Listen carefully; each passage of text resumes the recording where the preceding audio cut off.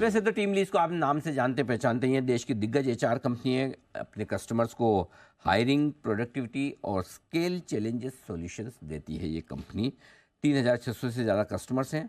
22 सालों में 20 लाख से ज़्यादा लोगों को नौकरियां देने का काम किया है, लगवाने का काम किया है, नौकरियां देने का नहीं, नौकरी पर लगवाने का काम किया है। देश की पहली पहली वोकेशनल यूनिवर्सिटी और तेज़ी से बढ़ते हुए पीपी डिग्री एंटरप्रेन्योरशिप प्रोग्राम भी, अप्रेंटिसशिप प्रोग्राम भी कंपनी चलाती है। Team lead services. आइए हमारे साथ कंपनी के सीईओ कार्तिक नारायण साहब कार्यक्रम में शामिल हो रहे हैं, जो इनके पास अभी स्टाफिंग का पूरा कामकाज कार्तिक साहब के पास है। पुणे यूनिवर्सिटी से आपने कॉमर्स में ग्रेजुएशन और पोस्ट ग्रेजुएशन दोनों ही किया है, और उसके बाद सिम्बोसिस से आपने डिजिटल और टेलीकॉम मैनेजमेंट में एमबीए की डिग्री भी हासिल की है। देश में कई दिग्गज कंपनियों के साथ काम करने का कार्तिक सर का बड़ा गहरा अनुभव है। वोडाफोन आइडिया, सिस्को, एयरटेल, ये बड़ी दिग्गज कंपनियां हैं जहां आपके पास अनुभव हो रहा है। कार्तिक सर, बहुत बहुत स्वागत है आपका। धन्यवाद सर, आपने हमें समय दिया आज इस दिन। और सबसे पहले मैं आपसे बात कुछ अलग मुद्दे पर करना चाहता हूँ। इससे पहले आपकी कंपनी के बारे में और मैं पूछूं माहौल के बारे में। अभी हम हाल ही में मैं एक रिपोर्ट पढ़ रहा था, और एल जो देश की बड़ी दिग्गज कंपनी है, एल की तरफ से एक स्टेटमेंट आया था। वो ये कह रहे थे कि भाई कि देश में स्किल्ड टैलेंट की बड़ी कमी है।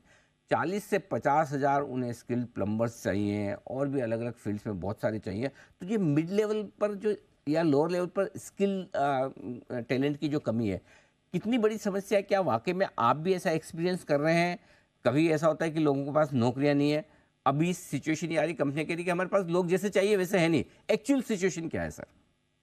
अनिल जी, कार्यक्रम में बुलाने के लिए धन्यवाद। ये थैंक यू सर। बिल्कुल सच है। और देखिए, इंडिया पूरे दुनिया में एक बहुत बड़ा ब्राइट स्पॉट है। हमारे बिजनेस में जो भी चैलेंजेस है वो डिमांड की नहीं बल्कि सप्लाई की चैलेंजेस। तो फ्रंटलाइन लेवल पे ये बहुत सच है कि अगर मुझे पहले बोला जाता कि एम्प्लॉयमेंट इशू है, तो ये बात मैं बिल्कुल नहीं मानूंगा। एक्चुअली हमारा ज्यादा इशू है स्किल्ड एम्प्लॉयमेंट का। सो पोजीशंस बहुत सारे हैं, बट अनफॉर्चुनेटली क्योंकि स्किल्ड एम्प्लॉयज की कमी है, इसलिए बहुत सारे बिजनेसों में इतना जो ग्रोथ हो रहा है उसके उस वो हम फुलफिल नहीं कर पा रहे। सो जो एल ने जो एस एन एस साहब ने जो स्टेटमेंट दिया है वो बिल्कुल सच है। हर एक सेक्टर में आप देखें, इस कमी का हमें एहसास हो रहा है। वाह, क्या बात है! मतलब ये तो this is good problem to have rather than, मतलब कि लोग हो Absolutely। नौकरियां ना हो। इससे तो बढ़िया कम से कम नौकरियां हैं, लोग ही ढूंढने हैं। अच्छा सर, ये बताइए, फेस्टिव सीजन भी शुरू हो रहा है, आज से रक्षाबंधन से शुरू हो ही गया एक तरह से। ये बताइए कि इस फेस्टिव सीजन में हायरिंग डिमांड कैसी है? किस तरह की कंपनियां ज़्यादा डिमांड कर रही है? किस तरह की सेक्टर्स में ज़्यादा डिमांड है? देखिए अनिल जी, मैं आपको दो चीज बताऊंगा। पहला है कि इस वर्ष अगर आप देखेंगे, पिछले वर्ष की तुलना से मैक्रो स्थिति में काफी सुधार आया है। ये हमें देखने को मिला है। पिछले वर्ष पैंडेमिक का रिकवरी चल रहा था, सप्लाई चेन वाली इशू थी, इन्फ्लेशन और डिमांड काफी सबड्यूड था। निर्माताओं के लिए हमने देखा कि इनपुट लागत बढ़ गई थी, और इस प्रकार हमारे कस्टमर्स के लिए भी कीमत में वृद्धि हुई, जिसके चलते कंजम्पशन कम हो गई। यह साल इन सभी पहलुओं में काफी बेहतर है, और इस तरह डिमांड और कंजम्पशन के नजरिए से बेहतर त्योहारी सीजन देखने को मिलेगा। अगर हम हायरिंग के नजरिए से देखें, तो हमारे लिए हायरिंग डिमांड में वृद्धि का अनुमान लगाना थोड़ी जल्दबाजी होगी, क्योंकि इस साल दिवाली नवंबर में है, और इसलिए त्योहारी सीजन की हायरिंग सितंबर अक्टूबर के महीने से ही पता चलेगा। लेकिन हमारा अनुमान है कि यह वर्ष पिछले वर्ष से बेहतर रहेगा। जो आप स्पेसिफिक सेक्टर स्पेसिफिक आप सवाल जो पूछ रहे हैं, देखें तो Q1 में बैंक्स अच्छा परफॉर्मेंस दे रही हैं। बैंक्स और फिनटेक्स कंपनी में फ्रंटलाइन रोल के लिए जबरदस्त हायरिंग हो रहा है। एफएमसीजी और एफएमसीडी सेक्टर्स में भी हायरिंग हो रहा है, खास कर आने वाले फेस्टिव सीजन की वजह से।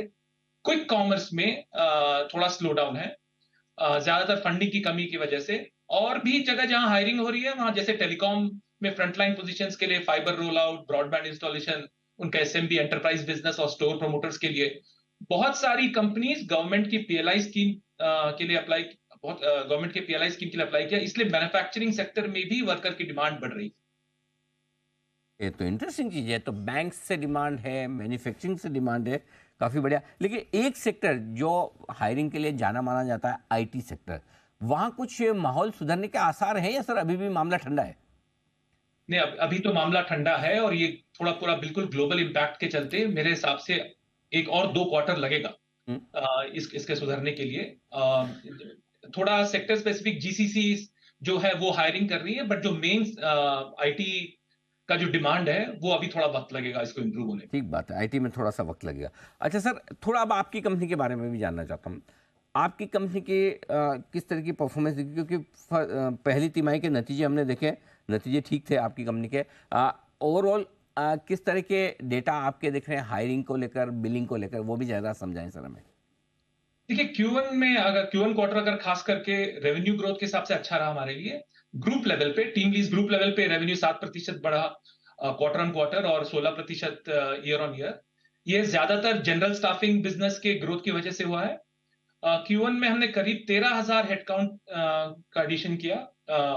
अब लगभग हमारे पास 2,37,000 लोगों को हम एम्प्लॉयमेंट प्रोवाइड कर रहे हैं। स्टाफिंग रेवेन्यू में भी 8% का ग्रोथ देखा गया।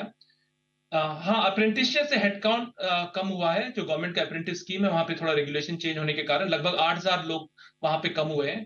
अगले 2 क्वार्टर्स में भी अप्रेंटिसशिप वाले प्रोग्राम में लगभग 10,000 लोगों को हमें रिटायर करना पड़ेगा उससे। लेकिन अगर दूसरी सर्विसेज और प्रोडक्ट्स में थोड़ा पॉजिटिव चेंज हमें देखने को मिल रहा है। आईटी के बारे में हमने ऑलरेडी बताया कि 2 क्वार्टर्स लगेंगे।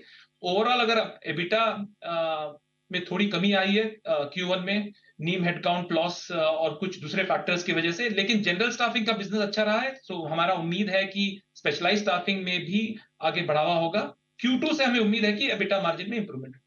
ओके, चलिए, तो दूसरी तिमाही से बेटा मार्जिन में भी इम्प्रूवमेंट होगा। माहौल फर्स्ट क्लास है ही है, और आप तो देश की दिग्गज स्टाफिंग कंपनी है ही है, तो जाहिर सी बात है कि इकोनॉमिक एक्टिविटी जो बढ़ रही है उसका फ़ायदा जरूर मिलेगा। कार्तिक सर, बहुत बहुत धन्यवाद, आपने समय दिया, पूरी इंडस्ट्री पर भी और अपनी कंपनी पर भी आपने आउटलुक हमारे दर्शकों के सामने रखा। Thank you so much sir. Thank you Anil.